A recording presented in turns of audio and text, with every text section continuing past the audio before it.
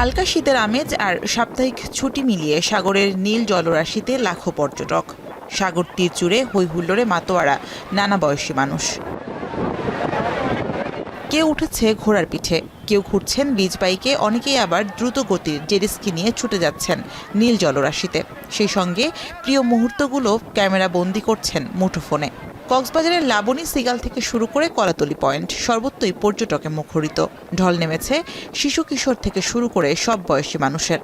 এই বছর কক্সবাজারে প্রতি মাসে 4 বার বা 2 বার হলো আসছে, কারণ কক্সবাজার আমার কাছে কক্সবাজারই। পরিবেশ সুন্দর, আবহাওয়া সুন্দর, আমরা ফ্যামিলি সহ আসছি। সবসময় সব জায়গাতেই ঘুরতে ভালো লাগে, তো কক্সবাজার তো একটু বেশি ভালো লাগে। শীতের আগমনে পর্যটক বাড়ায় খুশি হোটেল মোটেল মালিক, শ্রমিক ও ব্যবসায়ীরা। কক্সবাজারের 5 শতাধিক হোটেল মোটেল রিসোর্ট ও গেস্ট হাউসের কোথাও 70 থেকে 80%, আবার কোথাও শতভাগ রুম বুকিং হয়ে গেছে। ব্যবসায়ীরা বলছেন, গেল অক্টোবরের মাঝামাঝি থেকে কক্সবাজারে পর্যটন খাতে সুদিন যাচ্ছে।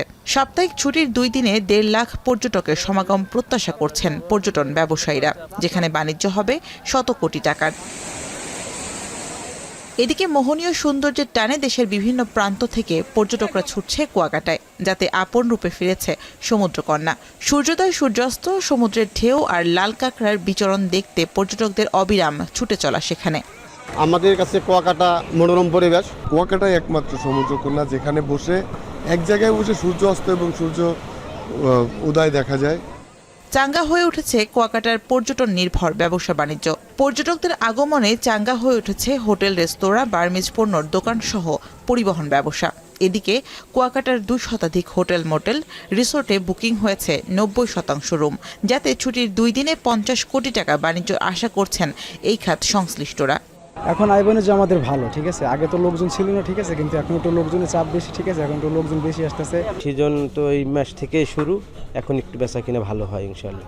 এছাড়া অস্থিরতা কাটিয়ে স্বাভাবিক হয়েছে পাহাড়ি জনপদ, রাঙামাটি ও বান্দরবান, তাই আসতে শুরু করেছেন পর্যটকরা। এরই মধ্যে বুকিং হয়ে গেছে সাজেক, রাঙামাটি শহর ও কাপ্তাইয়ের 60 থেকে 70% হোটেল মোটেল।